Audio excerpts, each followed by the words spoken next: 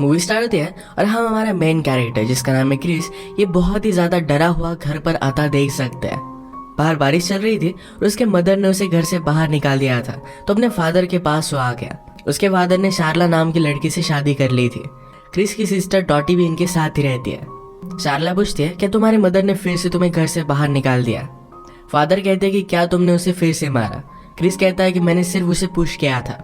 Chris अपने father Anselm से कहता है कि जल्दी से पैंट पहनो, हमें बाहर जाना है, एक प्राइवेट चीज पर मुझे आपसे बात करनी है। बाहर जाकर उसने कहा कि मुझे $6,000 की जरूरत है। अगर उसने वो पैसे पे नहीं किए तो उसका बॉस उसे मार डालेंगे। एक्चुअल में क्रिस ड्रग डीलर था। एंसल ने कभी भी इतने पैसे देखे नहीं थे, तो उसे वो हेल्प नहीं कर सकते। क्रिस कहता है कि मुझे सिर्फ $1,000 दे दो, बाकी का मैं इंतजाम कर लूंगा। पर इतने भी पैसे एंसल के पास नहीं थे। एंसल उसे पूछता है कि एक्चुअल में हुआ क्या था। क्रिस ने कहा कि मेरे पास ड्रग्स थे और मदर ने वो चोरी कर लिया। मदर और उसके बॉयफ्रेंड ने मिलकर इसे सेल कर दिया था। अब जितने पैसे अपने बॉस को उसे देने थे उतने उसके पास नहीं थे। इसी वजह से अपने मदर के साथ उसका झगड़ा हुआ था। मदर के बॉयफ्रेंड का नाम है रेक्स। क्रिस अपने फादर से कहता है कि अगर आपको $15,000 मिल सके तो आप क्या करोगे। एंसल ने कहा कि मैं कुछ भी सेल नहीं करने वाला। क्रिस कहता है कि मैं एक पुलिस ऑफिसर को जानता हूँ जिसका नाम है जो। ये अपने फ्री टाइम में लोगों को मारने का कॉन्ट्रैक्ट लेता है। वो खुद पुलिस ऑफिसर है, तो इस वजह से उस पर कोई भी शक नहीं करता। मदर के नाम पर एक पॉलिसी है जिसकी वर्थ $50,000 है। इसकी नॉमिनी डॉटी है, क्रिस की सिस्टर।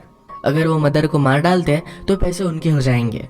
एंसल इस बात को लेकर डर रहा था, पर क्रिस कहता है कि जो एक प्रोफेशनल है वो सब कुछ ठीक कर देगा। वो इस काम के $20,000 लेगा और बाकी $30,000 हम रख लेंगे। एंसल ने कहा कि पैसों के 4 हिस्से पड़ेंगे, डॉटी, तुम्हारी स्टेप मदर, तुम और मैं। इस बात के लिए भी क्रिस मान जाता है। क्रिस ने कहा कि डॉटी के लिए भी सही होगा। उसे कॉलेज जाना था और अब वो जा पाएगी। ये जब दोनों गाड़ी में बात कर रहे थे तो डॉटी स्लीप वॉकिंग करते हुए बाहर आ गए। वो थोड़ी सी एबनॉर्मल टाइप थी और अब तक उसका कोई भी बॉयफ्रेंड नहीं था। सब उसके लिए परेशान थे। घर में आने के बाद डॉटी कहती है कि मदर को मारने का आइडिया बहुत ही अच्छा है। इसके बाद वो सोने के लिए चली गई। अब नेक्स्ट सीन में किलर जो हमसे इंट्रोड्यूस होता है वो इनसे मिलने के लिए घर पर आया। क्रिस और एंसल काम कर रहे थे तो डॉटी घर पर अकेली ही थी। वो मूवी देखते हुए कराटे की प्रैक्टिस कर रही थी। जो कहता है कि अगर तुम चाहो तो मैं तुम्हें सिखा सकता हूँ। अपने मीटिंग के बारे में उसने उससे बात की। डॉटी उससे बात करने लगती है, पूछती है क्या तुम टीवी में जैसे डिटेक्टिव दिखाए जाते हैं वैसा ही कुछ काम करते हो। जो ने कहा कि मैं एक्चुअल डिटेक्टिव हूँ। वो क्यूरियस थी कि क्या जो ने कभी किसी को शूट किया है। जो कहता है कि जिन लोगों को मैंने मारा है तुम उन्हें नहीं जानती। वो बहुत ही मिस्टीरियस और डेंजरस था। थोड़ी देर में क्रिस ने जो को कॉल किया और वो कहता है कि हम जरा काम पर हैं, तुम यही आकर हमसे बात करो। वहाँ पर पीछे एक शांत जगह थी जहाँ पर वो बात कर सकते थे। क्रिस कहता है कि मेरी मदर को मारना बहुत ही ज़रूरी है, पर ये काम मैं नहीं कर सकता। जो कहता है कि मुझे इन सब बातों में कोई भी इंटरेस्ट नहीं है, हम काम की बात करते हैं। मैं जो भी काम करूँगा इसके मुझे $25,000 लगेंगे। क्रिस ने सिर्फ 20,000 बोले थे, तो आंसर को थोड़ी प्रॉब्लम थी, पर फिर भी इस बात के लिए मान जाते हैं। जो कहता है कि मुझे सारे पैसे एडवांस में चाहिए। तुम तुम्हारी मदर का मुझे पूरा शेड्यूल दोगे और उसी के हिसाब से मैं उसे मार डालूंगा। इस काम में मेरे कुछ रूल्स हैं। अगर इन्वेस्टिगेशन हुई और पुलिस तुम पर शक करते हैं और इसमें अगर तुमने मेरा नाम ले लिया तो मैं सब लोगों को मार डालूंगा। वो फिर अपना एडवांस मांग रहा था। क्रिस कहता है कि मेरे पास कुछ भी एडवांस नहीं है। एक्चुअल में मदर को मारने के बाद ही पॉलिसी के पैसे हमें मिलेंगे और हम वो तुम्हें पे कर देंगे। जो कहता है कि इस तरीके से मैं काम नहीं करता। इसके बाद वो यहाँ से जाने लग जाता है और बाहर उसने डॉटी को खेलता हुआ देखा। थोड़े टाइम में उसे लाइक करने लग गया था। जो क्रिस से कहता है कि हम एक अलग डील कर सकते हैं, जब तक काम नहीं हो जाता तब तक तुम्हारी सिस्टर तुम मुझे दे दो एज ए कोलैटरल। इसके बाद वो चला गया। आंसर कहता है कि हमें उसकी क्या जरूरत है, हम खुद मर्डर कर लेंगे। क्रिस ने कहा कि हमसे छोटी छोटी चीजें सही से हो नहीं पाती और हम मर्डर क्या करेंगे। इन्होंने इस बात पर थोड़ा सा सोचा और दोनों मिलकर डॉटी को एज ए कोलैटरल रखने के लिए मान जाते हैं। इसके बाद हम शारला को देखते हैं। शारला किसी और आदमी के साथ बातें कर रही थी। आज रात उसके साथ मिलने वाली थी। शारला को उस आदमी के साथ अफेयर चल रहा था और उन दोनों के न्यूड फोटोज भी उसके पास थे। थोड़ी देर में शारला से मिलने के लिए डॉटी आ जाती है। शारला को भी सारे प्लान के बारे में पता था। उसे पता था कि डॉटी को एज ए कोलैटरल रखा गया है। वो डॉटी से कहती है कि आज शाम हमारे यहाँ पर एक गेस्ट आने वाला है, उसके लिए बहुत ही अच्छे से तुम रेडी हो जाना। उसे नया ड्रेस बाय करने के लिए कुछ पैसे देती है। शारला ने पूछा कि क्या तुम्हारा कभी कोई बॉयफ्रेंड था। डॉटी ने कहा कि जब मैं स्कूल में थी तब मेरा एक बहुत ही अच्छा फ्रेंड था। हमारा प्यार एक प्योर लव था। हमने कभी भी एक दूसरे को टच नहीं किया था। थोड़ी देर में यहाँ पर एंसल भी आ गया और शार्ला एंसल से बात कर दिया। उसने कहा कि डॉटी को इन सब चीज़ों में कोई भी एक्सपीरियंस नहीं है, वो कभी भी एक्चुअल डेट पर नहीं गए, हम ऐसा कैसे कर सकते हैं। एंसल को इस बात से ज़्यादा कुछ भी फर्क नहीं पड़ा। वो फिर जाकर डॉटी के लिए एक अच्छा सा ड्रेस बाय करते हैं। ये ड्रेस डॉटी ने एंसल को दिखाया और वो कहती कि मुझे इसमें अनकंफर्टेबल लग रहा है। एंसल कहता है कि लड़कों को ऐसी ही ड्रेस पसंद आती है। डॉटी ये पहनने के लिए मना करती है तो एंसल उस पर बहुत ही ज़्यादा गुस्सा हो गया।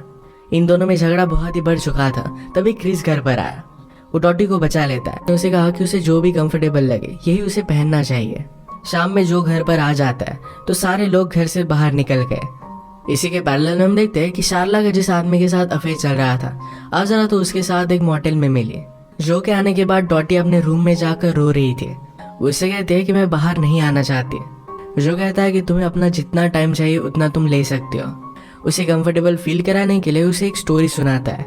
ये सुनने के बाद चेंज कर वो बाहर आ गए। जो ने डॉटी के लिए कुछ फ्लावर्स लाए थे जो उसे बहुत पसंद आते हैं। ड्रेस के साथ जो भी इंसिडेंट हुआ था इसके बारे में डॉटी ने उसे बता दिया। जो कहता है कि मैं तुम्हें उस ड्रेस में देखना चाहता हूँ। इस बात को इग्नोर करती है। जो ने पूछा क्या तुम मुझ पर ट्रस्ट करते हो। डॉटी ने कहा कि नहीं करती। जो कहता है कि ये भी बात सही है। इसके बाद ये दोनों अपना डिनर स्टार्ट करते हैं। डॉटी पूछती कि तुम मेरी मदर को कैसे मारोगे। जो ने कहा कि डिनर के वक्त हमें इन सब चीज़ों को लेकर बात नहीं करनी चाहिए। डॉटी कहती है मैं मेरी फैमिली में सिर्फ अपने ब्रदर से ही प्यार करती हूँ। जब मदर और फादर का डिवोर्स हुआ था तो उसने मुझे बहुत सपोर्ट किया था।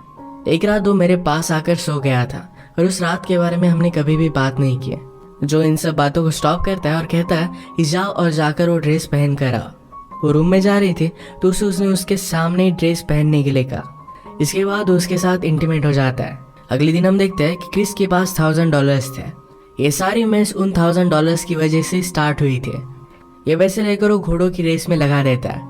वो कुछ पैसे कमाना चाहता था ताकि अपनी सिस्टर को जो से वो छुड़ा ले। ये रेस भी वो हार जाता है। जैसे वो बाहर निकला तभी उसके बॉस के आदमी उसका पीछा करने लग गया। वहाँ से भागने की बहुत कोशिश करता है। अलग अलग जगह पर वो छुपा पर फाइनली उसे वो ढूंढ ही लेते हैं। उसका बॉस उसके पास आ गया। वो उसे कहता है कि लास्ट संडे पर हमारे यहाँ पर पार्टी थी, तुम आए क्यों नहीं। मेरी डॉटर तुम्हारा वेट कर रही थी। बॉस क्रिस के साथ बहुत ही फ्रेंडली था पर जब वो वहाँ से चला जाता है तो बॉस के आदमी क्रिस को बहुत मारते हैं। ऐसी बुरी हालत में रात में क्रिस घर पर आया। सब मिलकर उसका ख्याल रखते हैं। अगले दिन क्रिस जो से मिलने के लिए आता है। उसने पूछा तुम मेरी मदर को मार नहीं रहे और मेरी सिस्टर का फायदा उठा रहे हो। जो कहता है कि अगर तुम चाहते हो कि ये काम मैं ना करूँ तो मैं यहाँ से चला जाऊँगा। वैसे भी आज रात में तुम्हारी मदर को मारने वाला था। क्रिस कहता है कि तुम कभी भी काम करो पर मेरी सिस्टर को छोड़ दो। जो ने कहा कि जब तक मुझे पैसे नहीं मिल जाते तब तक मैं यहाँ से नहीं जाने वाला। अगर तुम एक काम मुझसे नहीं करवाना चाहते तो अभी बोल दो। पर क्रिस कुछ भी बोल नहीं पाता। उसे भी इन पैसों की बहुत ज़्यादा ज़रूरत थी। पूरे दिन क्रिस इन सब बातों के बारे में बहुत सोचता है और रात में वो जो के पास आ गया। उसे कहता है कि अब ये काम मत करो। जो कहता है कि मेरे साथ चलो। क्रिस ने जो भी डॉटी के साथ किया था इस बात को लेकर उसे बहुत ही ज़्यादा बुरा लग रहा था। वो कहता है कि मुझे अब इन सब चीज़ों से दूर चले जाना चाहिए। जो उससे ज़्यादा कुछ बात नहीं करता और क्रिस की मदर जहाँ पर काम करती थी वहीं पर उसे वो लेकर आता है। मदर की गाड़ी के पास हो गए और जो ने डिक्की खोली तो मदर की डेड बॉडी उसमें ही थी। पेट्रोल की टैंक से उन्होंने कुछ पेट्रोल बाहर निकाल दिया और उसे आग लगा देते हैं। डेड बॉडी निकाल कर उन्होंने फ्रंट सीट पर रख दी थी। सबको लगेगा कि एक्सीडेंटल डेथ थी। अगले दिन क्रिस डॉटी के साथ बात करता है। कहता है कि तुम्हें पता है कि सब कुछ क्या चल रहा है। अगर मेरे पास कुछ अलग चॉइस होती तो मैं वही करता। आज एंसल और शार्ला ये दोनों वाइफ के लॉयर से मिलने के लिए गए थे। वसीयत पढ़ी जाती है और इस बात से एंसल बहुत ही ज़्यादा अपसेट था। एंसल उसे मारकर पूछता है कि पॉलिसी की नॉमिनी डॉटी है, इसके बारे में तुम्हें किसने बताया था। क्रिस ने कहा कि मदर के बॉयफ्रेंड ने। एंसल कहता है कि एक्चुअल में नॉमिनी डॉटी नहीं तो तुम्हारे मदर का बॉयफ्रेंड ही था और उसी ने यह सब प्लान किया था। सब लोग क्रिस पर बहुत ही ज़्यादा गुस्सा हो जाते हैं। जो के बारे में भी क्रिस को मदर के बॉयफ्रेंड ने बताया हुआ था। अब उसकी मदर का फ्यूनरल है तो क्रिस को कहता है कि डॉटी को लेकर वहाँ पर पहुँच जाना। क्रिस ने डॉटी से कहा कि मुझसे बहुत बड़ी गलती हो गई, अब हमें यहाँ से चले जाना चाहिए। हम दोनों एक नई सिटी में जाते हैं और वहाँ पर एक नई लाइफ स्टार्ट करेंगे। डॉटी कहती है कि मुझे लास्ट टाइम जो से मिलना है। क्रिस इस बात से उसे मना करता है तो डॉटी उसके साथ आने के लिए मानती नहीं। क्रिस कहता है कि ठीक है, तुम एक बार उससे मिल लो। रात में मैं तुम्हें लेने के लिए आऊंगा और मेरे साथ तुम आ जाना। इसके बाद फ्यूनरल होता है। डॉटी ने सारी सिचुएशन के बारे में जो को बता दिया था। हम फिर जो को मदर के बॉयफ्रेंड को पकड़ता हुआ देख सकते हैं। पैरेलल में क्रिस ने अपनी सेफ्टी के लिए गन बाय कर ली। रात में डिनर के वक्त जो घर पर ही था। शार्ला कहती कि मुझे पता था कि क्रिस कुछ ना कुछ तो गड़बड़ कर ही देगा। इस बात से जो को शार्ला पर शक चला जाता है। वो कहता है कि तुमने ये बात क्यों कही, क्या तुम इन सब में इन्वॉल्व थी? शार्ला कहती कि मुझे कुछ पैसे मिलने वाले थे। शार्ला कहती रेक्स भी इडियट है और उसने क्रिस को भी बेवकूफ बना दिया।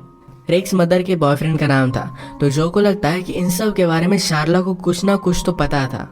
उसने शार्ला से कहा कि अगर तुम्हें पता था कि क्रिस सब कुछ गड़बड़ कर सकता है, तुमने हम सबको रोकने की क्यों नहीं कोशिश की? इन सब में तुम भी रिस्पॉन्सिबल हो क्योंकि तुम्हें भी पैसे मिलने वाले थे। मुझे तुम लोग $25,000 दे देते और बाकी के पैसे रख लेते। बाकी के पैसे कितने थे? पॉलिसी का प्राइस कितना था? शार्ला कहती कि $100,000। पॉलिसी सिर्फ $50,000 की थी, तो जो इस बात को पकड़ लेता है।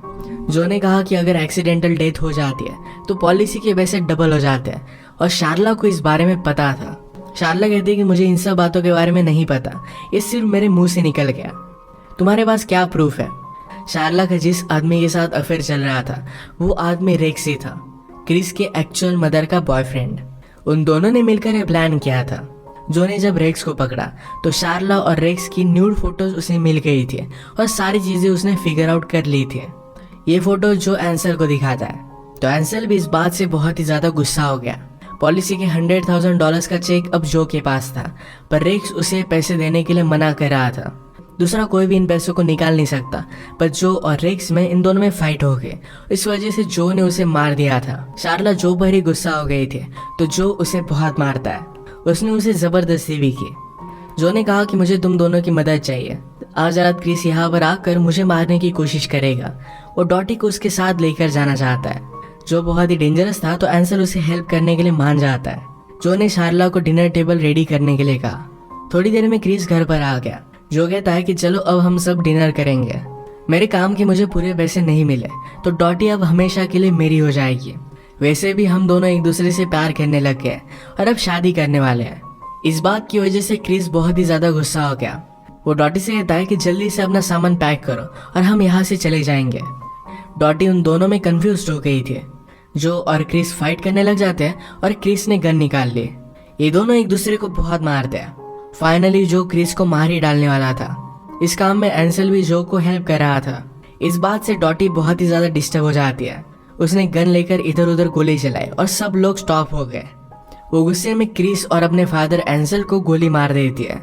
उन्हीं की वजह से ये सब हुआ था। उन दोनों ने मिलकर डॉटी का सौदा किया था, तो इस वजह से उसने उनसे बदला लिया। फाइनली वो जो से कहती कि मैं प्रेग्नेंट हूँ। इसके बाद उसने ट्रिगर दबा दिया। उसने रियलाइज किया था कि जो ने भी सिर्फ उसका फायदा उठाया है। अब सिर्फ शार्ला बची थी, तो उसे भी वो मार डालेगी।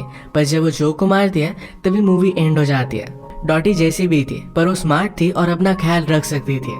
लोगों ने जिस तरीके से उसे यूज किया, ये बात उसे थोड़ी सी भी अच्छी नहीं लगी और फाइनली अपना बदलाव ले लेती है। अगर आपको एक्सप्लेनेशन अच्छा लगा तो प्लीज़ इसे लाइक और कमेंट जरूर कर दीजिएगा। बहुत सारी मूवीज़ लेकर आता रहता हूँ, तो प्लीज़ इस चैनल को सब्सक्राइब कर दीजिए और बेल नोटिफिकेशन आइकॉन दबाना मत भूलिएगा। हम फिर से मिलेंगे और एक नई मूवी के साथ। तब तक के लिए थैंक यू और आप अपने आप का ख्याल रखिए।